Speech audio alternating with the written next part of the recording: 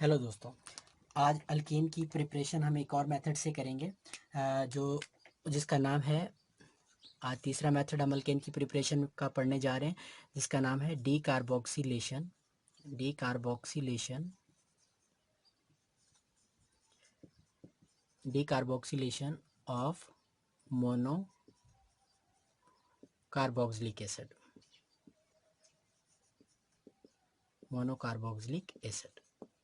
ठीक हो गया। अब सबसे पहले इसको समझ लेते हैं कि ये वर्ड जो हमने लिखा है इसका क्या मतलब है। ठीक है। अच्छा, यहाँ पे डी का मतलब हम किसको कह रहे होते हैं? रिमूवल। हमने क्या करना है, मोनोकार्बोक्सिलिक एसिड से रिमूवल करनी है किसकी? कार्बन डाइऑक्साइड गैस की मोनोकार्बोक्सिलिक एसिड के अंदर से। अब यहाँ पे मोनो वर्ड और ये कार्बोक्सिलिक एसिड क्या होता है? मोनोकार्बोक्सिलिक एसिड जिसके अंदर क्या होता है कि एक कार्बोक्सिलिक ग्रुप लगा हो, उसको हम नाम क्या देते हैं? मोनोकार्बोक्सिलिक एसिड का नाम दे देते हैं। तो हमने क्या करना है, एक मोनोकार्बोक्सिलिक एसिड यूज करके हमने क्या करना है, अल्केन की प्रिपरेशन करनी है। अल्केन की क्या करनी है? प्रिपरेशन करनी है। इस सिलसिले के अंदर क्या है कि आपके बुक में दो मेथड दिए गए हैं। एक में क्या होता है कि हम क्या करते हैं, मोनोकार्बोक्सिलिक एसिड का साल्ट लेके उसको हम रिएक्शन हीट कर देते हैं। हीट किसके साथ करते हैं? हीट करते हैं हमने हमने हीट करना है किसके साथ? सोडा लाइम के साथ। और जो दूसरा बहुत ही इंपॉर्टेंट मेथड है, जिसका नाम क्या है? कॉलबेज इलेक्ट्रोलाइटिक मेथड।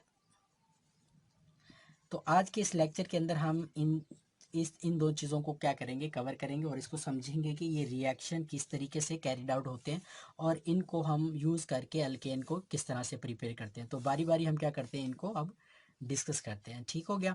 तो सबसे पहले हम बात कर लेते हैं सोडा लाइम प्रोसेस को। सबसे पहले हम बात कर लेते हैं सोडा लाइम का जो मेथड है उसको, कि हमने क्या करना है, उसको हीट करना है। किसको हीट कर? पहला मेथड क्या था? हीट करना है हमने किसके साथ? With soda lime. Soda lime के साथ मोनोकार्बोक्सिलिक एसिड के साल्ट को हम हीट करके क्या बनाएंगे? अल्केन बनाएंगे। ठीक हो गया। अच्छा, इससे पहले कि हम रिएक्शन पे आए तो सबसे पहले यहाँ पे ये जो सोडा लाइम है इसको समझते हैं। सोडा वर्ड कहाँ से आया है? कास्टिक सोडा से, कास्टिक सोडा। और यहाँ पे जो लाइम आया है ये कहाँ से आया है? क्विक लाइम से वर्ड आया। कास्टिक सोडा क्या होता है? कास्टिक सोडा हम किसको कह रहे होते हैं? कास्टिक सोडा हम सोडियम हाइड्रोक्साइड को कहते हैं। ठीक हो गया। और यहाँ पे जो क्विक लाइम है तो वो क्या होता है? Calcium oxide. तो कास्टिक सोडा बेसिकली क्या है? एक सॉरी, सोडा लाइम क्या है? बेसिकली दो चीज़ों का मिक्सचर है। किसका? कास्टिक सोडा और क्विक लाइम का क्या है? ये मिक्सचर है। तो इस मिक्सचर के साथ हम क्या करेंगे, कार्बोक्सिलिक एसिड के जो साल्ट है, कार्बोक्सिलिक एसिड का जो साल्ट है उसके साथ हम क्या करेंगे, इसको हीट करेंगे। तो हमें जो चीज़ हमारे पास चीज़ बन के आएगी उसको हम क्या कहते हैं? अल्केन हमें क्या होगा यहाँ से हासिल होगा। ठीक हो गया। तो अब इसके रिएक्शन की तरफ आते हैं।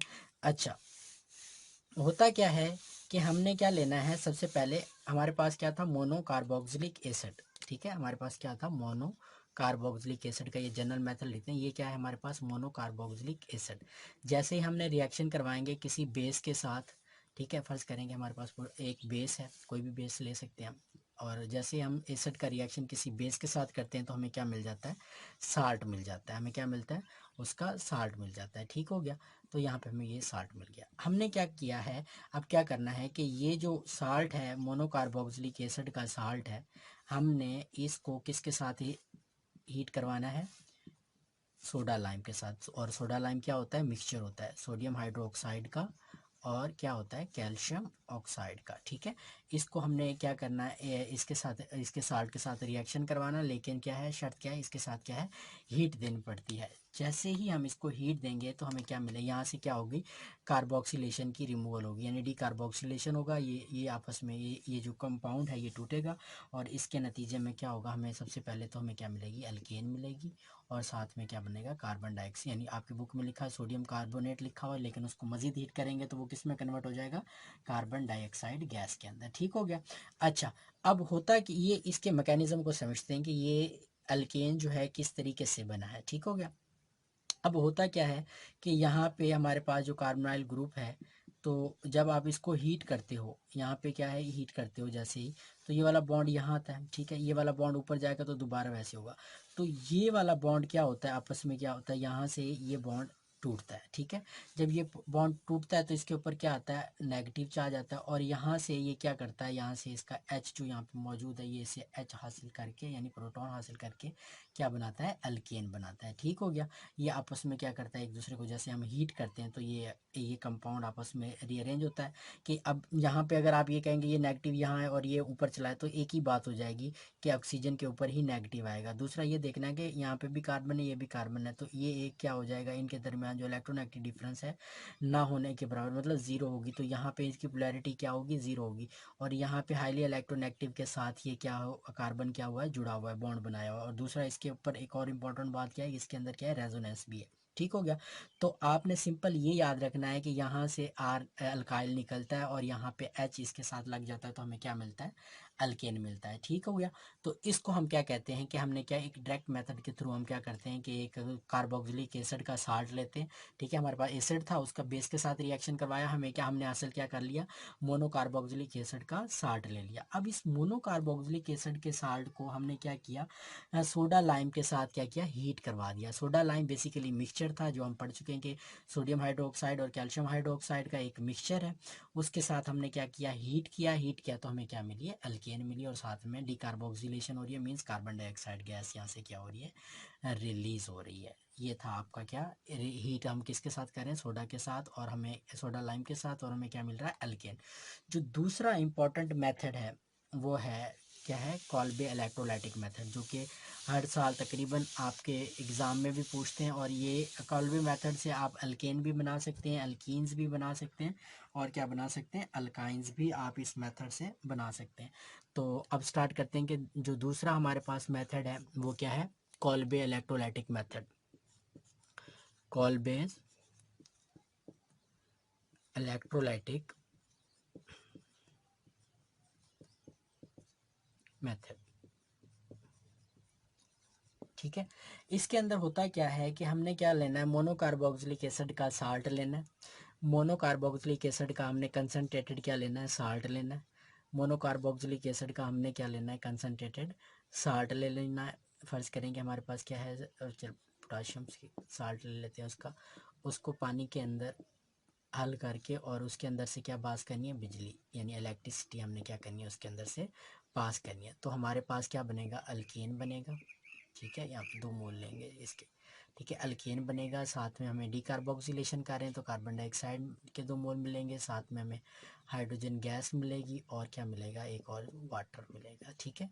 अब इस रिएक्शन के मैकेनिज्म को समझने से पहले हम इसकी एक डायग्राम से मैं समझाने की कोशिश करता हूँ कि ये होता किस तरीके से। देखिए, हमारे पास हमने कंसिडर करना है कि हमारे पास क्या है, एक बीकर है। हमारे पास क्या है, एक बीकर है, और इसके अंदर क्या है, 2 इलेक्ट्रोड लगे हुए हैं। ठीक है, 2 क्या लगे हुए हैं, इलेक्ट्रोड लगे हुए हैं। तो हमारे पास इलेक्ट्रोड लगे हुए हैं, और इस बीकर में क्या है, वाटर हमने डाला हुआ है, और इस वाटर के साथ हमने क्या, कंसनट्रेटेड कार्बोक्सिलिक एसिड डाला हुआ है। ये वाला कंसनट्रेटेड कार्बोक्सिलिक एसिड इस पानी के अंदर डाला हुआ है, और इस इलेक्ट्रोड को हमने किन के साथ कनेक्ट किया हुआ है, बैटरी के साथ। पॉजिटिव वाले को, एक को हमने पॉजिटिव टर्मिनल से जोड़ा हुआ है और एक को नेगेटिव टर्मिनल से। और ये बात आप लोगों को पता है कि जो पॉजिटिव इलेक्ट्रोड होता है उसको हम क्या कहते हैं, एनोड। और एनोड पे क्या होती है, ऑक्सीडेशन, ऑक्सीडेशन होती है। ठीक है, ऑक्सीडेशन रिडक्शन क्या है, हमने इससे पहले के लेक्चर में हम उसको डिस्कस कर चुके हैं। तो अगर किसी को नहीं पता तो वो उसके अंदर इन दोनों का ऑक्सीडेशन और रिडक्शन का डिफरेंस वहाँ से देख सकता है। ठीक हो गया। तो जिस पे नेगेटिव चार्ज है उसको हम क्या कहते हैं, कैथोड कहते हैं, और कैथोड पे क्या होती है, रिडक्शन होती है। ठीक है, रिडक्शन होती है। तो ये इस तरह का एक कोई सेटअप होता है। ठीक है, जे कॉल्बे के अंदर क्या होता है, एक सेटअप होता है, और इस तरीके से हम क्या बना रहे होते हैं, अल्केन की प्रिपरेशन कर रहे होते हैं। ठीक है, तो अब इसके ना मैकेनिज्म की तरफ आते हैं कि ये मैकेनिज्म किस तरीके से, और हम इसको किस तरीके से मतलब समझने की कोशिश करते हैं कि ये जो प्रोडक्ट बन रहे हैं वो किस तरीके से बने हैं। ठीक हो गया। तो इसको हम मिटा देते हैं और इसको समझते हैं कि एनोड पे ऑक्सीडेशन किस तरीके से हो रही है और कैथोड पे रिडक्शन किस तरीके से होती है। तो हम क्या करेंगे, सबसे पहले हेडिंग दे देते हैं एट कैथोड, एट एनोड का पहले कर लेते हैं, एट एनोड। एनोड, एनोड पे क्या होती है, ऑक्सीडेशन। तो होता क्या है कि हमारे पास क्या है, कार्बोक्सिलिक एसिड को हम क्या करते हैं, सबसे पहले हम क्या कि जैसे ही पानी में डालेंगे, पहले सबसे पहले तो हमने क्या करना है, इसको पानी में डालना है, ठीक है ना। जैसे ही हमने क्या किया, इसके मोनोकार्बोक्सिलिक एसिड के जो साल्ट था, ये ऐसे कर लेते हैं, इसको हमने क्या किया, पानी में डाला था, ठीक है। जैसे ही पानी में डालेंगे तो ये क्या हो जाएगा, आयोनाइज हो जाएगा, ठीक है। क्या हो जाएगा, आयोनाइज हो जाएगा पॉजिटिव में, और ये पोटाशियम यूज़ किया तो यहाँ पे पॉजिटिव पोटाशियम का आ जाएगा, ठीक है। अब क्या होगा, एट एनोड पे हमने यहाँ पे हेडिंग लगानी है कि एट एनोड पे क्या होता है, ठीक है, एट एनोड। और एनोड पे हमें पता है ऑक्सीडेशन होती है, तो हम समझते हैं कि ऑक्सीडेशन किस तरीके से हो रही है। जैसे इसके अंदर डाला तो हमने क्या किया, एनोड पे देखते हैं कि इलेक्ट्रॉन, ये जो आयोनाइज थे इन्होंने क्या किया, अपने इलेक्ट्रॉन को क्या किया, रिमूव किया। ये जो दो यहाँ पे क्या था, ये जो नेगेटिव, अगर ये नेगेटिव है इसका मतलब क्या है, दो इलेक्ट्रॉन, यानी पेयर ऑफ इलेक्ट्रॉन कहते हैं। तो ये लिखें या लिखें एक ही बात है, ठीक है। तो जैसे ही एनोड पे आएंगे तो एनोड पे क्या होते हैं, लॉस ऑफ इलेक्ट्रॉन होगा। लॉस ऑफ इलेक्ट्रॉन होगा तो क्योंकि ये दो मालिक्यूल हैं, सॉरी दो मोल हैं, दो मोल हैं, तो मतलब एक उस बार ए इस तरह के, मतलब इसको यूँ समझ लें कि मोनोकार्बोक्सिलिक एसिड के क्या है हमारे पास, आयन क्या है, दो तरह के हैं, ठीक है, दो तरह के हैं। इस तरह दो माले मोल लिए हुए हैं, तो इस तरह से समझें इसको, ठीक है। तो एक इलेक्ट्रॉन यहाँ से लूज़ होगा और एक इलेक्ट्रॉन यहाँ से लूज़ होंगे, तो टोटल कितने इलेक्ट्रॉन लूज़ हो जाएंगे, दो, ठीक है। दो इलेक्ट्रॉन यहाँ से क्या होंगे, लूज़ होंगे, और फिर इसके ऊपर क्या रह जाएगा, दो, एक ये यानी कि होमोलिटिक फिशन। तो जब एक यहाँ से निकल जाएगा और एक यहाँ से निकल जाएगा तो टोटल इलेक्ट्रॉन कितने गए, दो। तो जो हमने यहाँ पे लिखे हुए हैं, ठीक है, पीछे क्या बच जाएगा, उसके रेडिकल्स, ये हमने यहाँ पे लिखा हुआ है, ठीक हो गया। तो एनोड पे क्या हो रही है, ऑक्सीडेशन हो रही है। लॉस ऑफ इलेक्ट्रॉन को हम क्या कह रहे थे, ऑक्सीडेशन कह रहे थे, ठीक है। एनोड पे क्या होती है, ऑक्सीडेशन। लॉस ऑफ इलेक्ट्रॉन की को हम क्या कहते हैं, ऑक्सीडेशन, एक डेफिनेशन ये भी है, ठीक हो गया। अब क्या होगा कि ये क्या करेगा, अपने आप को रीअरेंज करेगा। ये क्या करेगा, रीअरेंज करेगा कि यहाँ से होमोलिटिक फिशन होगी, ठीक है। यहाँ पे क्या होगा, ए फ्री रेडिकल के अंदर ये अपना इलेक्ट्रॉन यहाँ पे ले लेगा और यहाँ पे ये अपना इलेक्ट्रॉन क्या करेगा, अपने पास ले लेगा, ठीक है। एक इलेक्ट्रॉन इसने ले लिया अपना और एक इलेक्ट्रॉन इसने ले लिया, ठीक है। जब इलेक्ट्रॉन ले लिया तो यहाँ पे हमारे पास कितने रेडिकल बचे, अल्काइल के दो रेडिकल्स बचे हुए हैं, ठीक है। अल्काइल के कितने बचे हुए हैं, दो रेडिकल। और साथ में हमारे पास क्या है, कार्बन, एक ये और ये इसका पहले से था, और एक इलेक्ट्रॉन ये, तो यहाँ से एक इलेक्ट्रॉन ये आ गया और एक इलेक्ट्रॉन ये आया, तो इसने आपस में खुद को रीअरेंज करके इस तरीके से एक स्ट्रक्चर बना लिया, यानी ये क्या बन गई, कार्बन डाइऑक्साइड गैस बन गई। क्या बन गई, कार्बन डाइऑक्साइड। अब कितने मोल थे, इसके भी दो हैं तो इसका भी यहाँ पे क्या लगाएंगे, दो मोल्स कार्बन डाइऑक्साइड यहाँ से क्या हुई, रिलीज हुई, ठीक हो गया। अब यहाँ पे क्या है, ये दो अल्काइल रेडिकल्स हमारे पास क्या है, मौजूद है। ये अल्काइल रेडिकल आपस में क्या करेंगे, एक दूसरे को क्या करेंगे, अरेंज करके यहाँ पे क्या बन जाएगा, अल्केन बन जाएगा। क्या बनेगा हमारे पास, अल्केन बनेगा, ठीक है। तो हमारे पास एक ये प्रोडक्ट बना हुआ है हमारे पास, और दूसरा हमारे पास कार्बन डाइऑक्साइड रिलीज हो रही है, डीकार्बोक्सिलेशन हुई है हमारी, ठीक है। अब एक चीज़, ये चीज़, और ये हम अगर रिएक्शन में देखें तो हमारा अल्केन बन चुका है, और दूसरे नंबर पे हमारे पास क्या है, ये चीज़ मौजूद है, ठीक हो गया। अब क्या है कि ये तो था एनोड पे, तो इसी तरीके से एनोड के साथ हमारे पास दूसरा जो इलेक्ट्रोड था वो क्या था, कैथोड था, ठीक है। जो दूसरा इलेक्ट्रोड था वो क्या था, कैथोड था। तो अब कैथोड की हम देखते हैं, इसको मिटा लेते हैं, तो और कैथोड पे देखते हैं कि कैथोड पे किस तरीके से रिडक्शन हुई थी, ठीक है। तो अगला हमने हेडिंग कौन सी देनी है, at cathode, at cathode, okay. Cathode पे क्या होता है, नेगेटिव चार्ज, ठीक है। कैथोड पे नेगेटिव होता है और यहाँ पे क्या होती है, रिडक्शन होती है। ये बातें आपको पता होनी चाहिए, ठीक है। अगर ये बातें आपको नहीं पता होंगी तो रिएक्शन मैकेनिज्म आपको समझ में नहीं आएगा, तो ये माइंड में हमेशा अपनी बातें रखनी है, ठीक है। तो हमारे पास अब दो इलेक्ट्रॉन मौजूद हैं और वाटर मौजूद है, ठीक है। हमारे पास क्या है, वाटर मौजूद है, और कितने इलेक्ट्रॉन्स मौजूद हैं, दो इलेक्ट्रॉन्स, ठीक है। अब क्या होगा, दो इलेक्ट्रॉन्स को यहाँ से हाइड्रोजन यूज़ करेगा, हाइड्रोजन जैसे ही इसको यूज़ करेगा तो यहाँ पे क्या बन जाएगी, ये हाइड्रोजन गैस बन जाएगी, और हमारे पास क्या बन जाएगा, दो मोल किसके, OH के हमें क्या हो गए, यहाँ से मिलेंगे, ठीक है।